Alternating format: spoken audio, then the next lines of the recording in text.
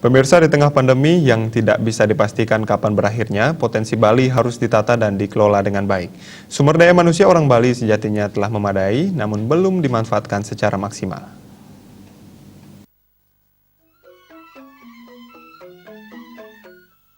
Akademisi sekaligus Sekretaris Direktur Program Pasca Sarjana Unwar, Putu Ngurah Suyatne Yase mengatakan, pemerintah provinsi maupun kabupaten kota di Bali ke depan harus mulai serius memikirkan dan menggarap pertanian termasuk perikanan. Potensi perikanan di Laut Bali sangat besar. Pengelolaan pesisir belum ditata dan digarap secara maksimal. Sebagai contoh di Pelabuhan Benua, ribuan kapal tiap bulan berlabuh namun tidak tersentuh retribusi.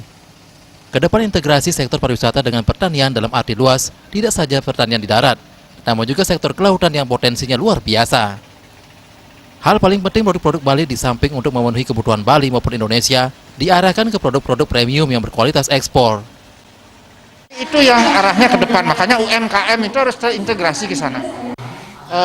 Penguasaan teknologinya berbasis internet, kemudian produknya juga produk yang premium.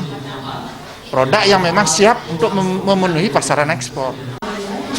Dulu kebijakan dari Menteri Kelautan, Ibu Susi itu yang menenggelamkan banyak kapal-kapal pencuri ikan. Kalau dulu kan kita puluhan tahun ikan kita dipergunakan oleh nelayan-nelayan dari luar negeri, negara asing yang dicuri.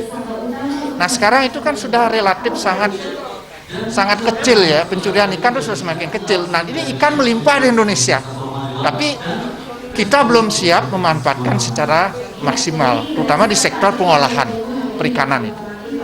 Nah, termasuk di Bali juga.